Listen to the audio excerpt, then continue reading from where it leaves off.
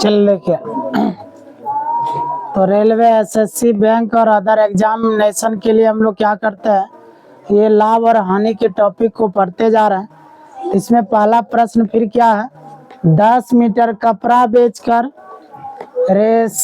रमेश को 10 मीटर की लागत मूल्य का लाभ प्राप्त होता है। नहीं, इसके जस्ट पहले वाला वीडियो में हम लोग इसी तरह का क्वेश्चन को डील कर चुके हैं, ठीक है। तो इसका लाभ परसेंट क्या होगा यही पूछ रहा है। तो क्या करना है, 40 मीटर कपड़ा बेचकर रमेश को 10 मीटर की लागत मूल्य का क्या प्राप्त होता है, लाभ। तो फिर क्या करिए, लाभ कहाँ हो रहा है, लागत मूल्य पर ना। इसका मतलब क्या मानना चाहिए, माना कि प्रत्येक वस्तु का लागत मूल्य कै रुपया है, 1 रुपया। अगर मानेंगे तो आसान से सरल होगा, नहीं तो मान लेंगे हम लोग, माना कि प्रत्येक वस्तु का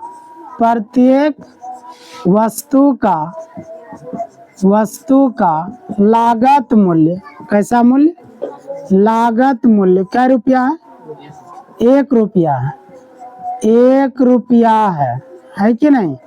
हमने बोला था 1 रुपया की जगह आप 2 रुपया ले लीजिए, 3 रुपया लीजिए, 4 रुपया, 10 रुपया, 50 रुपया, 1000 रुपया, कुछ भी रुपया ले सकते हैं। लेकिन 1 रुपया जब लेते हैं थोड़ा सरल करने में आसान होता है, इसीलिए हम लोग 1 रुपया मानते हैं। तो आप लोग आप स्वयं बता दीजिए कि प्रत्येक वस्तु मतलब क्या, एक वस्तु का लागत मूल्य 1 रुपया है। अब जितना वस्तु होगा उसके अनुसार निकालिए। तो चले अब देखिए, तो 10 मीटर की लागत मूल्य का क्या प्राप्त होता है, लाभ। तो बता दीजिए, एक वस्तु का लागत मूल्य 1 रुपया है। तो बताइए 10 मीटर अगर वस्तु को खरीदा जाएगा तो उसका लागत कितना लगेगा, तो 10 ना हो जाएगा। इसका मतलब सीपी ना, लाभ लाभ लाभ हो जाएगा वो, नहीं लाभ बराबर कितना होगा, 10 रुपया। चूंकि एक वस्तु का लागत मूल्य 1 रुपया है, एक वस्तु का लागत मूल्य 1 रुपया, इसका मतलब 1 मीटर वस्तु का लागत 1 रुपया है। तो 10 मीटर वस्तु का लागत 10 रुपया होगा, क्या नहीं होगा। फिर शुरू में क्या बोला था, 40 मीटर कपड़ा बेचकर, ये तो बेच रहा है कितना मीटर, 40 मीटर।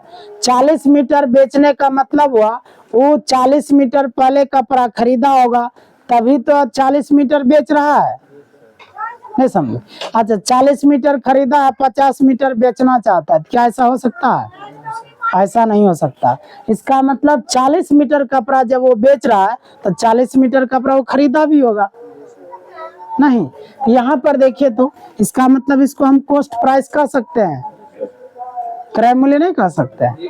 ये दोनों का काम करेगा ना, विक्रय मूल्य का भी काम करेगा और क्रय मूल्य का भी काम करेगा, क्योंकि 40 मीटर कपड़ा बेच रहा है तो 40 मीटर अगर बेच रहा है 40 मीटर खरीदा भी होगा।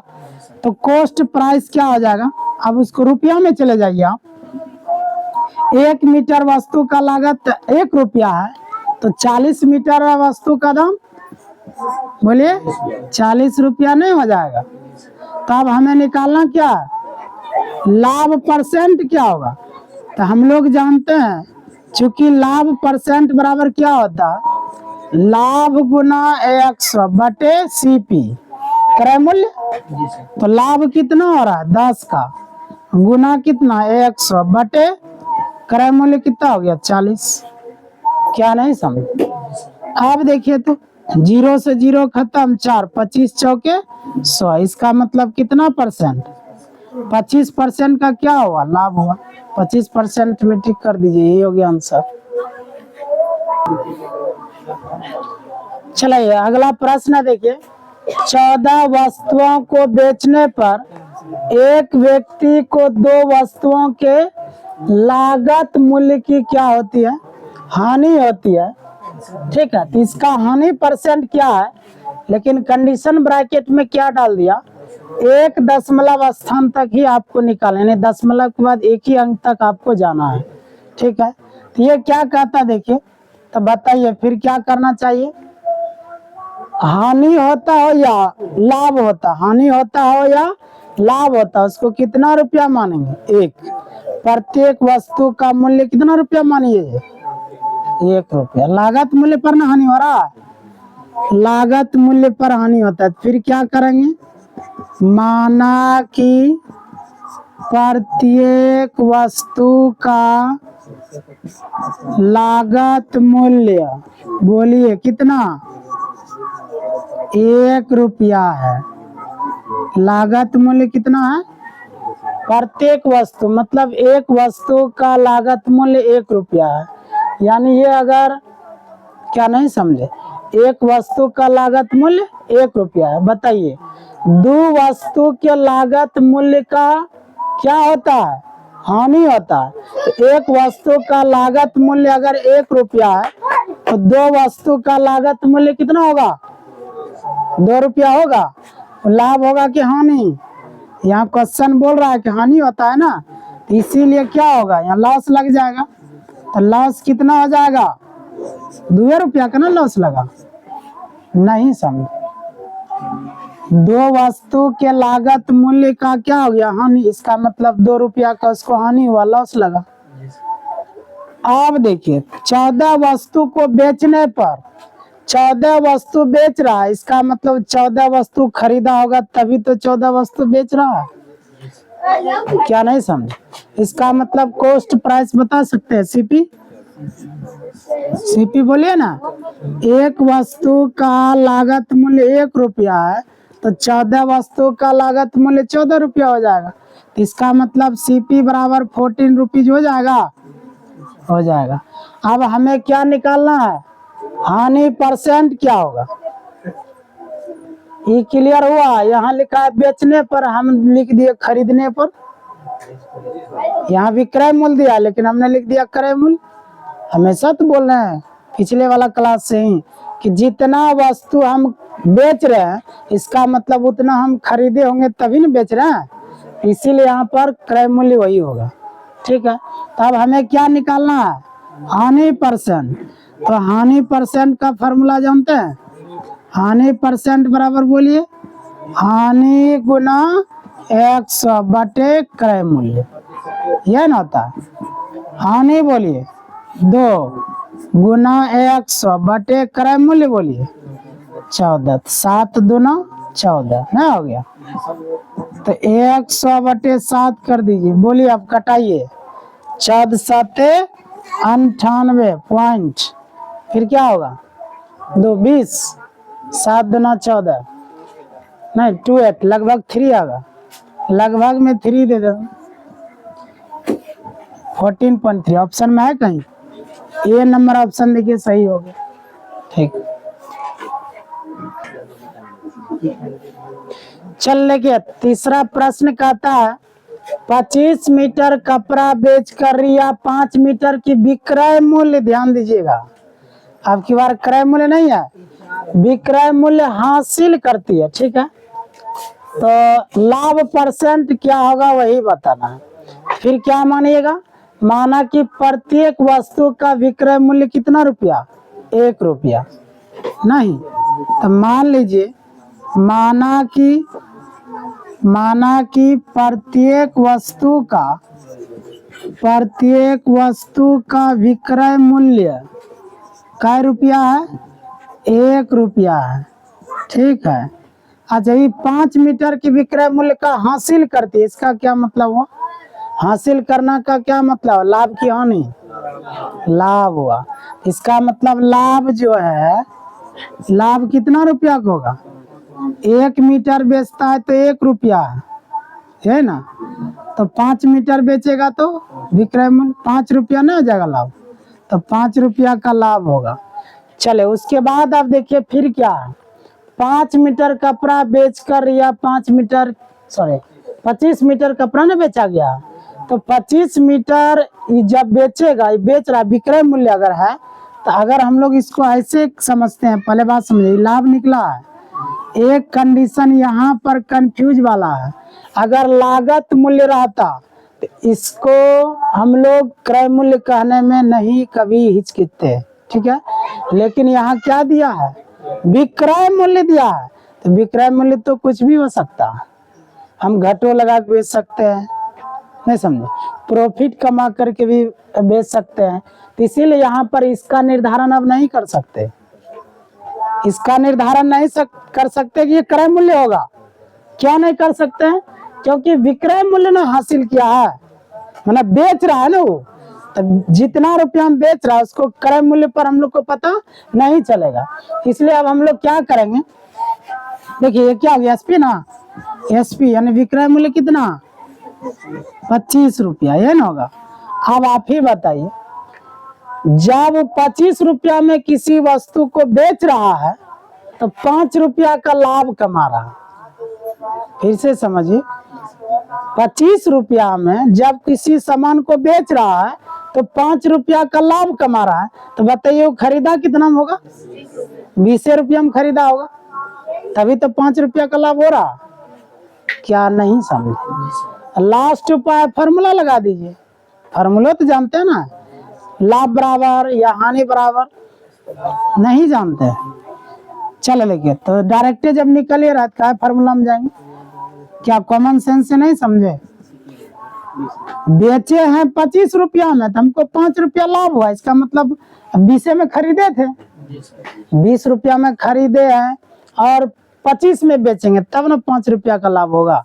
इसका मतलब क्रय मूल्य कितना हो गया, 20 रुपया हो गया ना। हमें निकालना क्या, बोलिए ना, लाभ परसेंट क्या होगा?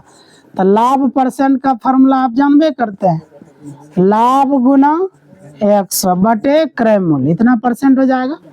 तो लाभ कितना हो गया, 5 गुना 100 बटे सीपी बोलिए 20, तो 20 पंचे 100 पचे, इसका मतलब 25% का क्या होगा, लाभ। सी ऑप्शन सही हो गया, ठीक है।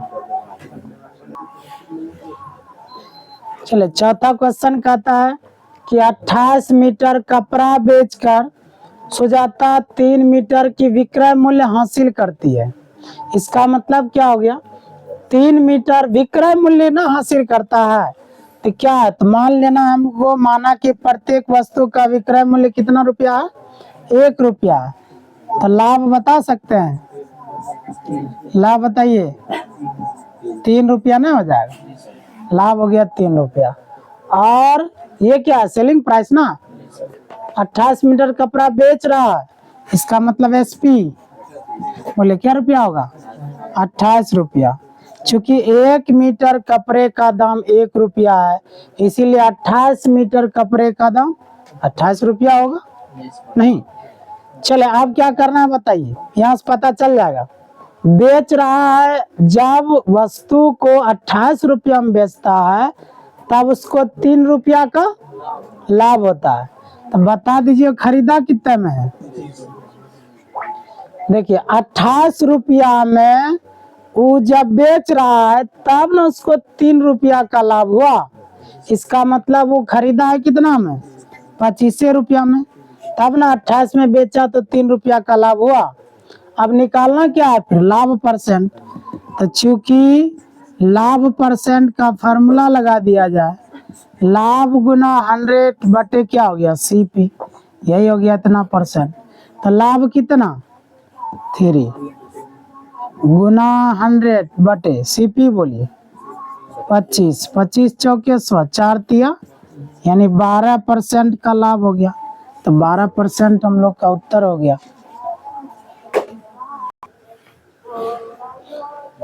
पांचवा प्रश्न कहता है कि 72 लेखों को बेचने से 8 लेखों की विक्रय मूल्य के बराबर क्या हो गया, नुकसान हुआ। नुकसान मतलब लाभ की हानि, हानि ना हो गया। तो देखिए यहाँ पर हानि हो चुका है, तब कहता है नुकसान परसेंट क्या होगा।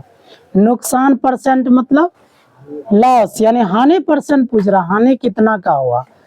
तो फिर मान लेंगे हम लोग, चूंकि विक्रय मूल्य के बराबर हानि हो रहा है, तो माना कि प्रत्येक वस्तु का विक्रय मूल्य, यह है ना, माना कि प्रत्येक वस्तु का विक्रय मूल्य क्या रुपया है, 1 रुपया है नहीं, यानी एक वस्तु का विक्रय मूल्य अगर 1 रुपया है तो बताइए 8 लेखों का विक्रय मूल्य कितना होगा, 8 रुपया होगा।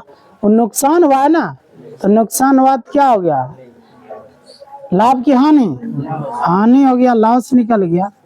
तो लॉस क्या रुपया का लगा, 8 रुपया का।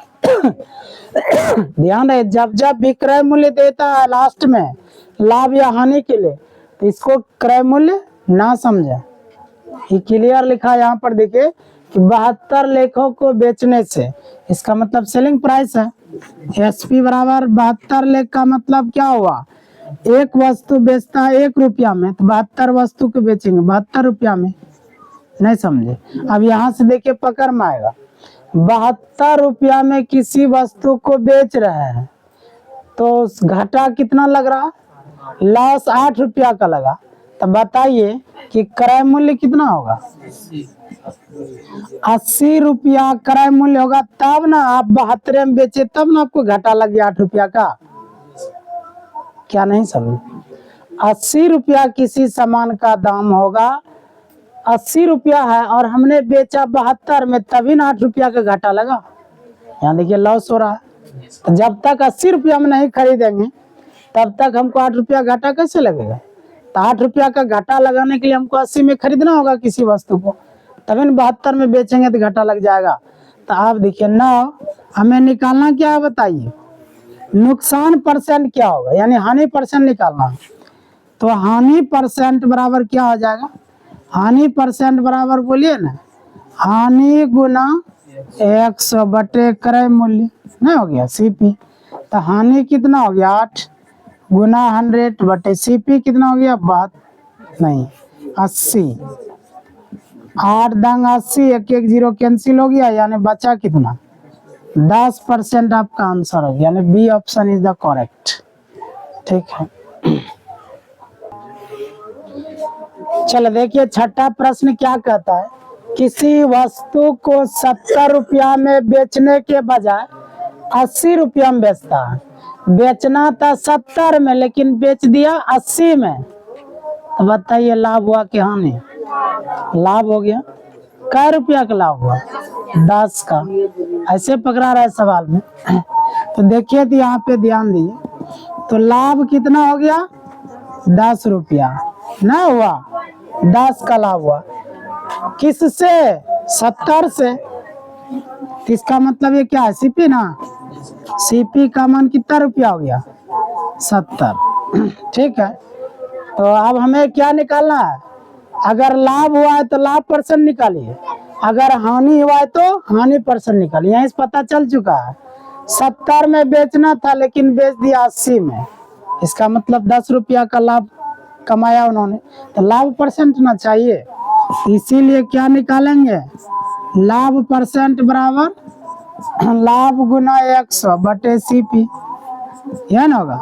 तो लाभ हो गया 10 का गुना 100, सीपी हो गया 70, 0 0 खत्म, 100 बटे 7 हो गया, 14 7 98 200 नहीं हो गया, यानी 14.2 बटे 7%। ये ऑप्शन आपका करेक्ट हो गया, नहीं हो गया।